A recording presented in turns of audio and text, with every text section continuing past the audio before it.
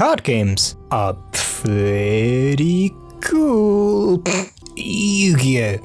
Magic the Gathering, Pokemon, Yu-Gi-Oh! These games are loved all around the world by so many people, and it's not hard to see why. There's just so many different reasons why you might want to get into games like these. You have competitive go to tournaments and win cards. The Yu-Gi-Oh! Tournaments don't have prize pools for some reason. They just give out like cards to whoever wins.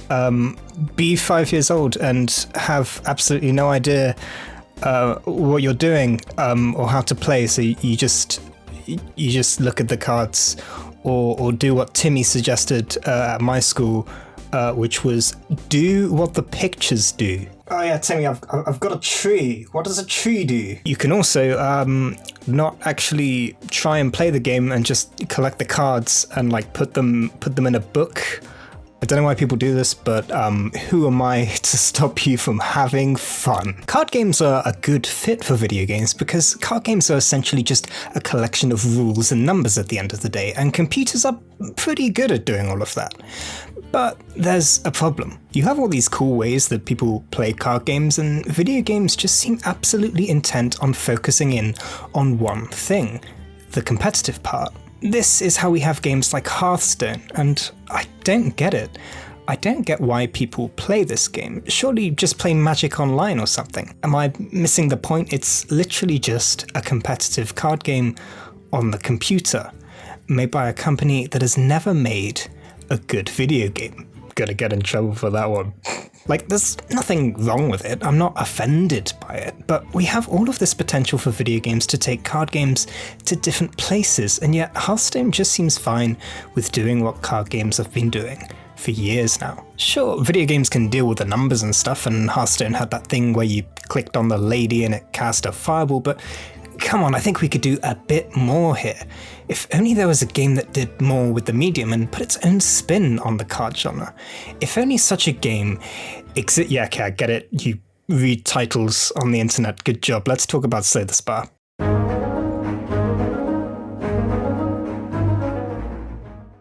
Slay the Spire is a deck-building roguelike. You fight against floors and floors of enemies, but instead of navigating endless RPG menus or pressing square, square, square, square, square, square, you play cards. You obtain cards by winning battles, or buying them, or getting bitten by vampires. There's relics that give you cool bonuses, and yeah, that's it. I thought there was going to be more to write in the script, but no, that's the game. Okay, let's address the other part of the title. What actually is an asymmetrical card game? Well, look at Yu-Gi-Oh! That's a symmetrical game. You play against an opponent, and that opponent has access to all of the things that you do. Their side of the field looks the same, and if they wanted, they could draft a deck that's identical to yours. Slay the Spire doesn't really care about any of that. In Slay the Spire, you're up against enemies that don't play cards. They can only do one thing per turn, and you know what they're going to do because it says above they're going to attack or block or do something else to ruin your day. Whereas the player can play all kinds of silly cards about getting stronger or dying on their next turn. What? This right here is Pandora's box. This is the Ark of the Covenant. This is the largest can of jaw worms you're ever going to open, because think of all the things that have now changed about card games. This changes everything. You can play as many cards per turn as your energy allows, while your opponent can only play one. That's some big implications, and we're going to talk about all of that now, because that's what these videos are. I talk about things about video games, I break things down and explain.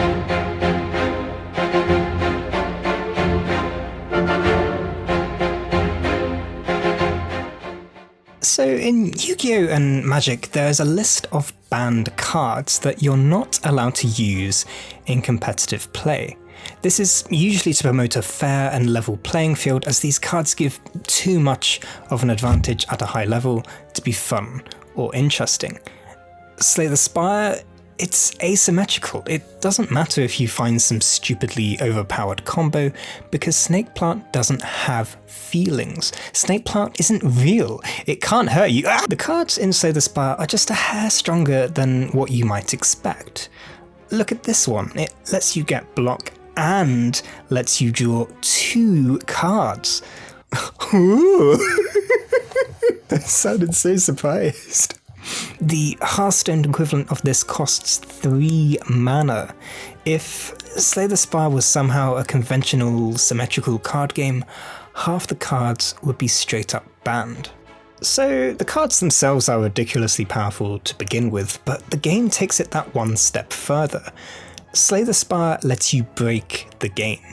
It is entirely possible to find a set of cards and relics that just let you win every fight. Here's a card that makes your big orby thingies have bigger numbers above them, but the drawback is that those numbers go down with each passing turn. How do we break the game here? Well, here's a card that gives us Artifact, which lets us stop 1 debuff from hitting, and Oh yeah, we've won the entire game now. There's no downside to this card, so we can just beat every fight. The game doesn't stop you from doing this. It encourages it, in fact. It makes you feel really smart when you do, like you've cheated the system. But the thing is, it was intentional. This doesn't mean the game is easy.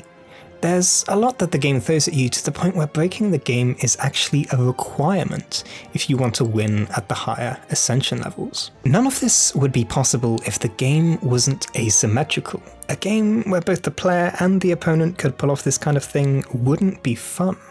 It's only when the developers are able to specifically scale the challenge to whatever they want where this kind of thing actually works.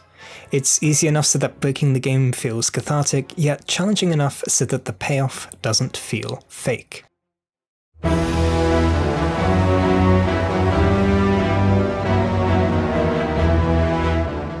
Okay, so as mentioned before, there are 2 ways we can play card games that we care about.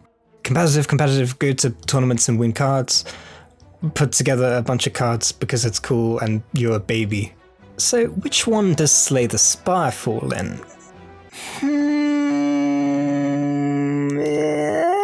This is a difficult question to answer, because you have people like me who just throws cards out at the speed of sound without a second thought, and then we have people like Purge playing for the first time, analysing every possible move like it's a Dota 2 patch note. Either approaches are fine, and while at a high level you do have to think slightly about what you're doing, there's still a great chunk of the game that you can just learn by feel. There's a joy in playing Slay the Spire with absolutely no idea what you're doing. In pandemic times, I wouldn't be surprised if this game was many people's equivalent of Animal Crossing New Horizons in its tranquility. It's a repetitive game that you can pick up at any time, and, more importantly, play at your own pace. You don't have to do the mathematics if you don't want to. You can just sort of eyeball it and hope for the oh god, no, I'm still in Wrath. Oh no. What I'm lying to myself about is that I actually have gotten better at the game. I'm knocking on the door to A20 all characters. It's just been so slow and gradual that I've not really noticed. The game has tricked me into learning how to play at a high level without me even realizing it. Could this have happened if I was constantly getting my ass kicked online? Probably not. I'd be forced to learn the best strategies to win. But because Slay the Spire is an asymmetrical game that starts out at a leisurely pace, then ramps up, it gives me plenty of time to trick my caveman brain into learning the optimal way to play.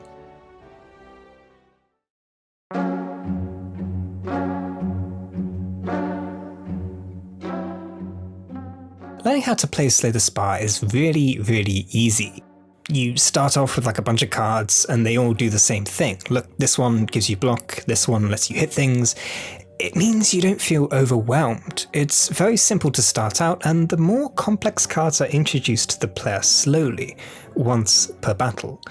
Not only do you have time to think about what the new shiny card does, but you have to think about what the new shiny card does because you're weighing up and understanding the benefits compared to 2 other shiny new cards. It also helps that Slay the Spire has one of the most clear UXs in all of video games. There's Very little ambiguity here. You can see exactly how much damage the enemy is going to do to you, and all aspects of the game that you might be confused about are explained right there on the card, thanks to an excellent tooltip system. That's fine for learning the game, as in knowing all of the things about the game, knowing the unique mechanics and the enemies and the cards, but what about learning how to get good at the game? Well, Slay the Spire has you covered in that aspect too. It's a roguelike, remember? That's the whole point of roguelikes. You learn through failure and experimentation. You aren't going to be too attached to any of your decks, because if you die or beat the game, you can't get that deck back. This forces the player to try out as many different things as possible. In fact, doing so is pretty much a requirement for learning how to get better at the game. I'm not always going to get that perfect deck that I want every single time, so what happens when I experiment? What happens when I pick up that one card that I never usually pick? What happens when I skip picking cards altogether every now and then? What happens if I stop trying to rest at campfires for health and upgrade my cards instead? A lot of Slay the Spire's magic is in its discovery, and thanks to it being a roguelike, it's a true mad scientist's lab. A lot of us know that in competitive games, experimentation usually isn't the done thing. There's very few competitive games where you aren't going to get punished for trying to play outside of the so-called metagame. But again, Slay the Spire doesn't care what you do. If you want to throw several games in a row trying to make that no-attack deck work, then that's fine, go for it. Letting the player experiment with trying out different things means that they learn more about the game, they're more comfortable playing it, and they get better at the game without having to read a 50-page guide. God, look at that. Oof. It's still going. Okay. So yeah, because Slay the Spire is asymmetrical, it means that the game can be easy to pick up, and yet the player is able to explore the incredible depth that the game has to offer by encouraging them to experiment.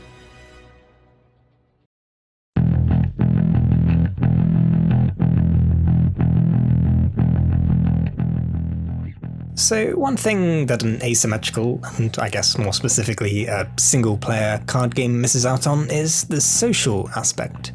The big head doesn't talk back. But the thing is, the big head does talk back. Okay, this one might be a little out there. Slay the Spire is a roguelike. You play it again and again, and you face off against the same opponents again and again.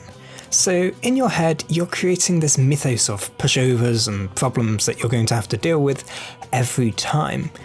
Credit where credit is due to Hades and its excellent storytelling, but it can only do that because it utilizes the framework that already exists due to the nature of roguelikes.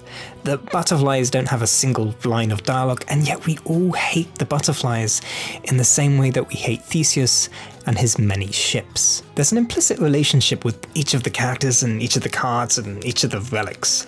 You're going to remember that Snake-Eye and Runic Pyramid is always a no-go, and that Avocado Rat makes you want to jump into the Bolton Strid, and if you're playing Defect and you see Claw after your first battle, well, your mind might tell you no, but your body... Body's going to tell you yes. These words mean nothing if you've not played the game, and that's the point I'm trying to make. The repetition of the game gives the player a connection to these events in their head. If you ask someone who has played the game, they're always going to have stories to tell you about their runs. The Shiv deck that was somehow able to overcome the time slug, or perhaps the run that looked oh so promising, but was cut short by the Gremlin Knob. Yeah, that's his name. That's his actual... character's name. I'm not making that up. Might want to change that. These moments are meaningful in the same way that narrative moments in books or TV shows or bad video games are meaningful. This isn't exclusive to Slay the Spire and its asymmetry, of course. There are players and decks in Magic the Gathering that you might not be a fan of, but I don't know, the consistency of the enemies and the repetitive nature of Slay the Spire brings out this feeling a bit more strongly. But you might disagree, and that's okay. At the end of the day, we're all just meatbags floating in space with opinions. Yeah, that sounded a lot better when I actually wrote it down.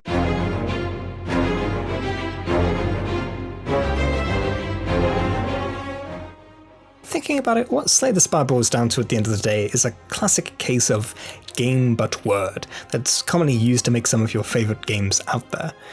Football but cars, XCOM but planning, JRPGs but good. And in Slay the Spire's case, it's card game but asymmetrical. You'll often find with games like this that the entire thing has been focused through this one simple idea. Everything about Slay the Spire, from its balancing decisions to the very subgenre that it finds itself in, all stems from its asymmetric nature. When talking about Slay the Spire's legacy, we're basically just talking about the handful of deck-building games that now exist because of it. These games are fine, and some of them are even good, but they won't be Slay the Spire. Slay the Spire was the first, and I'm glad that it's pushed the boundaries of what card games and video games can be, beyond just emulating existing ones.